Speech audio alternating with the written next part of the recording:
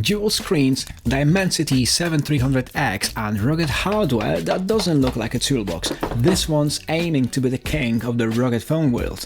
If you've been looking into this and still feel there's one thing you need to know before pulling the trigger, this video is for you. So buckle up, subscribe and let's get into it. The phone comes in the signature yellow Ulefone box, and right at the top you've got a stack of leaflets. Nothing new here, Ulefone's got a thing for paperwork. Then you'll find a screen protector. Yeah, a screen protector for a rugged phone. I mean, it's tough, but I guess even the toughest need a little extra protection, right? Next, the SIM ejector tool. Nothing surprising here. Now the phone itself, wrapped in non-eco plastic. Typical, but wow, it's got some serious weight. It feels dense, premium, definitely heftier than your average phone. It's got that satisfying brick vibe, which for a rugged phone is a good thing. Moving on, you've got the 66 watts fast charger, a nice upgrade from the older models, along with a matching yellow charging cable, and finally a phone strap. Not sure when you'll ever need it, but hey, it's there in case you want to keep this beast tethered to your wrist. This phone is a brick, but a refined and well-built brick. At around 500 grams and 80mm thick, it's built literally like a tank. Military standard 810H, IP68, IP69K, etc, so dustproof, waterproof, and it can take a beating. Around back, you've got that standard 3.4-inch rear screen. It's one of the largest secondary display on any non-folding phone, and we'll dig into what it can do in a moment. Right next to it is the chunky speaker grill and a bolt camera module that actually looks pretty sleek for a rugged phone.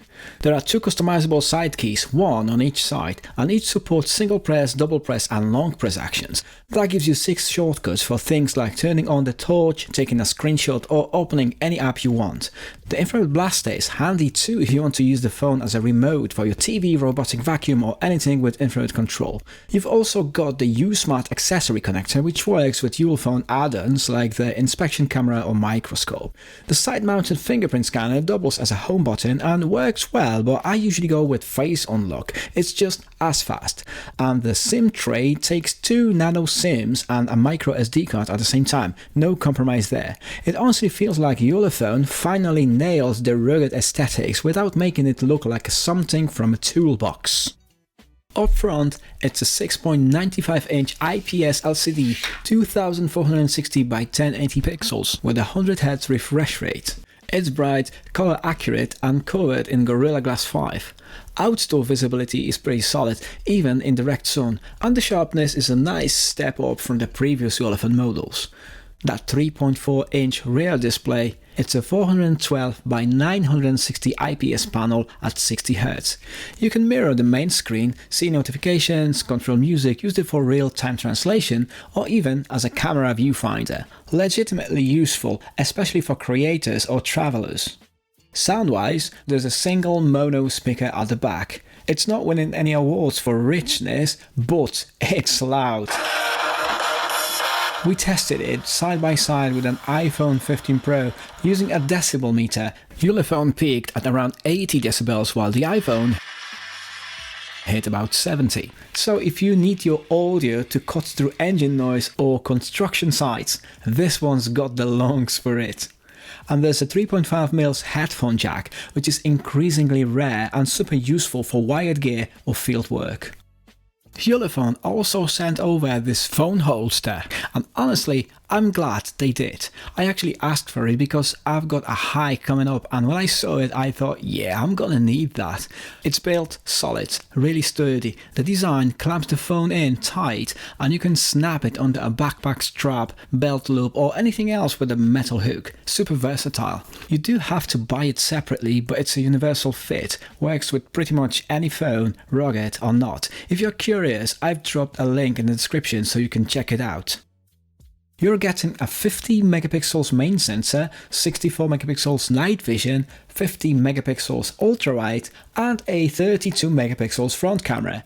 The main shooter performs pretty well in daylight, sharp detail, accurate colors.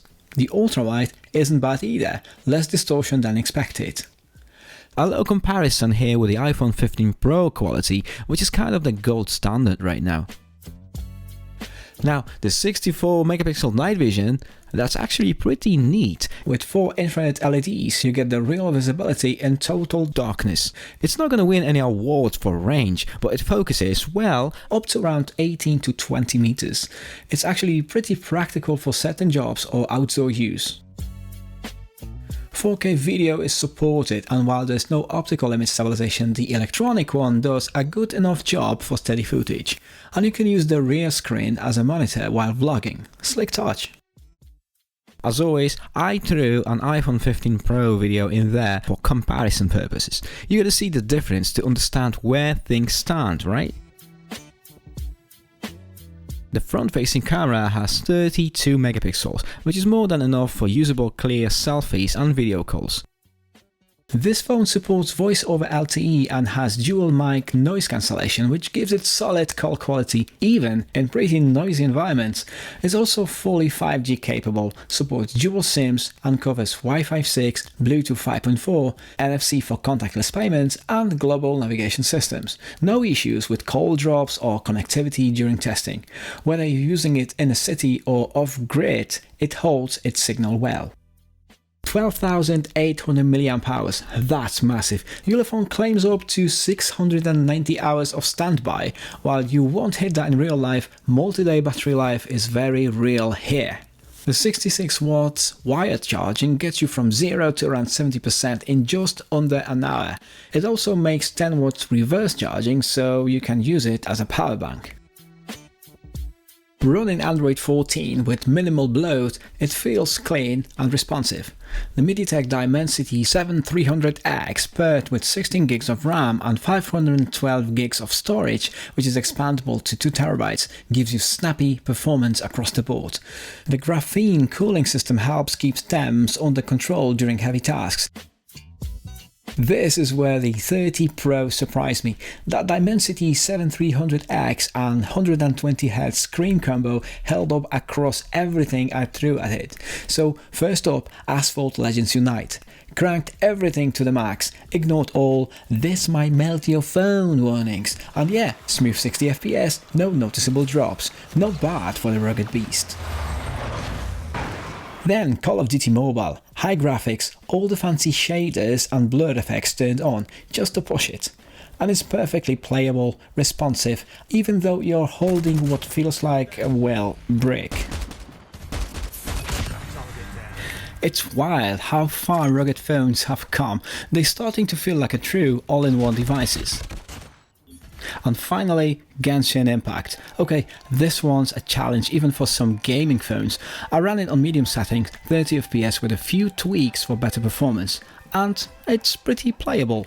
It's obviously still not a dedicated gaming phone like the Red Magic 10 Pro or ROG 9, but if you want a rugged phone that can game without frustration, this is it.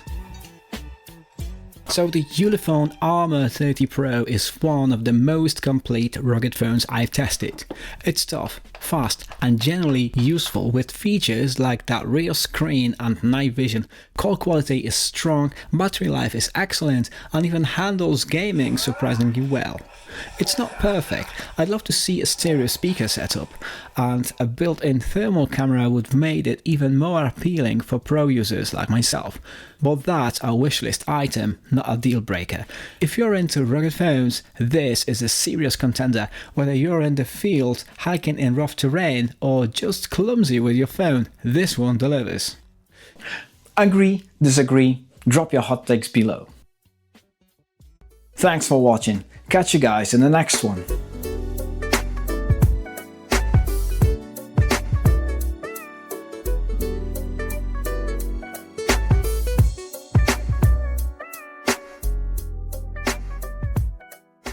Family Pop TV.